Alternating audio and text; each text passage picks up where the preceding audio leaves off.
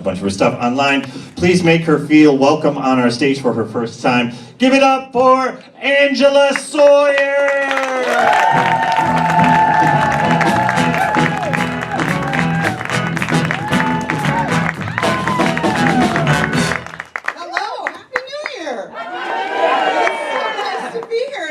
So glad to meet you. My name is Angela. I am a 52-year-old lady, and I'm very glad that some of you might also be. Nice.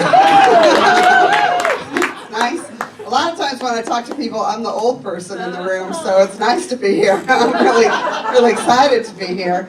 I have roommates still. I think you guys know you're not supposed to. You guys all know, like, usually in your 30s, most people, you like get out of town, maybe get a partner, maybe a dog. And me, I am just still out here going to weddings where I'm also the DJ. It's a nice time. It's a nice time. I am a middle-aged lady, and that is why my sweater is the color of vomit. It's going well. It's going pretty well. It's going okay. My favorite grocery store is Wegmans. Do you guys like Wegmans? Yes, I love that store. Great place. I read recently that they're thinking of getting rid of all of their self-checkout machines and just going back to where everybody goes through the register. And I love this news. I love it. I couldn't be happier about that. Because, like, I want to look you in the eye when I steal from you, you know? I feel like it's an important part of the process, you know? It's humane. It is. I love music. I'm a really big fan of music, and I spent most of my life working in record stores around town before they all closed. And I love music, but man, being a snob, whew, that is the best if you can do it. Get that done. If you can, yeah, ooh, that's nice. That's real nice. So I'm a little bit behind the times. I just discovered Spotify. Like, I just got it.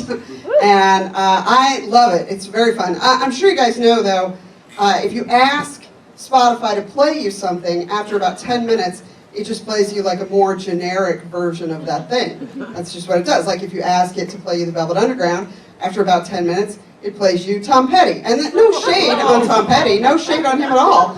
It's just not what I asked for, you know? It's a lot like dating a dude. You know? Fine, just not quite what I asked for, you know?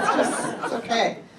So I was like, I can beat the Spotify algorithm. I've got peace classes. They make me look smart. I can do it. I can do it. So I was like, I know. I'll choose a band that is like so far down the rabbit hole that the algorithm won't be able to like kick its way out, you know? And so I chose the Nihilist Spasm Band. Pretty self-explanatory, relatively clear, but it is a real band. It's a band from rural Canada where about 10 to 12 middle-aged men get together once a week and just yell at each other. It's a fun thing to do for them, I guess. And I was like, man, if I put this on, Spotify's never going to be able to get out of there. And then after about 10 minutes, it played me a song by a dude that I dated. That's what it did. Yeah, they win. Unfortunately, they win. Can't beat it. I'm doing good though. I hope you guys had a good Christmas. Yes, ladies, especially ladies my age who are in the room, I hope you got good Christmas gifts. I got old candy for Christmas this year. My friend gave me Necco wafers, just like a candy invented before any of us were born. And I gotta say, I'm not into old recipes. I don't think that's it. Like, there's a bakery near Tufts University called Lindell's, and they're famous for having the same recipe for 150 years. And I think that's a bad idea. Like, I don't want to eat food from before most people had ovens. You know? Maybe I thought the lesson of the Civil War was don't do that shit. You know? It's confusing. I don't like old candy, so no Necco wafers for me. That's fine though. I was saying I have roommates, and I've lived in a whole bunch of apartments around Boston, just a series of terrible, terrible apartments.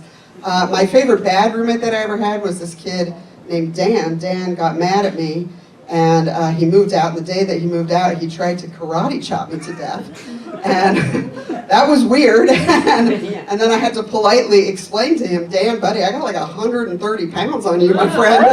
It might not work that well. He got mad at me. He accused me of stealing his crystals. Which I did do. In my defense, I thought they were rocks. I just threw them out because I thought those were rocks, so it was okay. One apartment that I lived in Jamaica Plain, not too far from where I live now, I had 17 roommates in this apartment. Yeah, way too many, understood. It was a punk house, and if you, for whatever reason, if you don't happen to know what that is just a regular house that is not a home. It's not a home. So I had too many roommates there, and there were so many I couldn't even learn all their names. I just knew them as like porch guy, and guy always holding bread from the dumpster, you know, guy who for some reason really liked rats. It was weird. And at one point when I came out one day to like get ready to go to work, you know, go about my day, and this kid, this like 17, 18-year-old kid had moved into the hallway right outside my bedroom door. He just put a bed up against the wall, and then put a flag up against the bed, put a TV on the end of the bed, and he just hung out in there and played video games. And I was like, oh, I guess I wasn't using that corner, you know? We gotta live somewhere.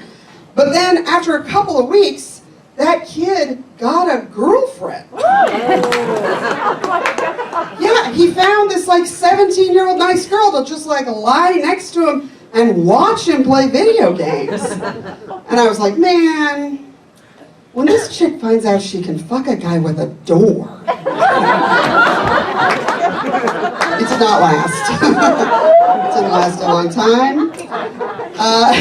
Because I'm a middle-aged lady, you have to have middle-aged lady friends. Those are the rules, I think you know. But I think everybody should have a middle-aged lady as their friend. I think it's good for everyone, no matter what age they are.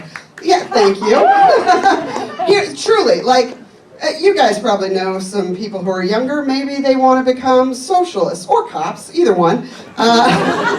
You know, one or the other is usually what works these days. But like, maybe they'd like to become socialists or cops. And you know, if you want to do that, maybe in 2023 you'd like to go and fuck up a school board meeting. And guess who has the experience? It's middle-aged ladies. We have been there. We know how that goes. You know, like.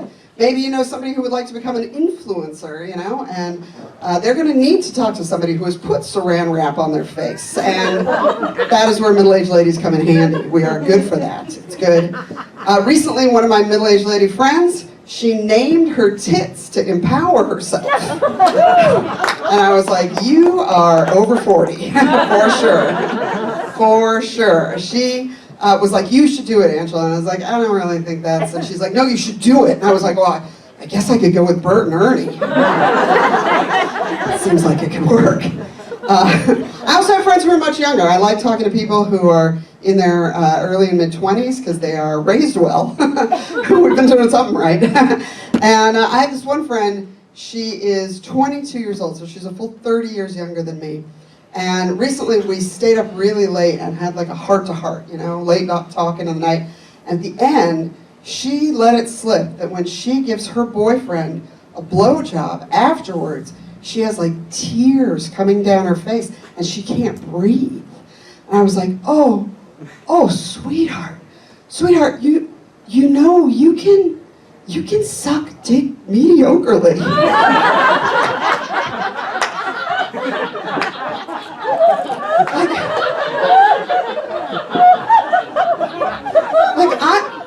I'm not saying do a bad job, sir. I'm not saying do a bad job, gentlemen. I would never. But like, you don't have to get an Olympian award. I'll tell you guys the truth. If you like dick, wherever perspective you come from, if you happen to like dick, if you get a C- in gym, they still let you graduate. It's gonna be fine. It's gonna be okay. I will tell you this one thing, and then I'll get out of your face. I've been working from home lately, which I love. I feel very proud of myself. I had a bunch of like jobs in bars and record stores my whole life, and then I finally got a job in an office. And so now I just get calls on Teams when I'm in the bathroom. That's great. And my favorite coworker called me up right at the height of the pandemic when I was totally watching a movie. She called me up and she's like, "Hey, what's up with your email signature?" My favorite coworker, Stacy, love her to death. She's like, "What's going on with your email signature, Angela?" And I was like, "Oh, what about it? I don't know, what about it?" She goes, "Well, I noticed it says your name, parentheses, she/her, parentheses, what is that?" And I was like, "Oh, no big deal. I mean, Stacy, she's my favorite coworker. She's from New Bedford, and it's not her fault that town smells like bleach. Not at all." It's not. You guys have been there. So I was like, "Oh, no big deal. Some people use they, them pronouns. Mine happen to be she, her. It'd be more comfortable for everybody if we used them all the time. So I just threw them in my email signature." And she goes, Oh, I thought that was because everyone thinks you're a man." I was like, 100% Stacy, right on. You nailed it. There's one thing drunk people love to call me, it's coach.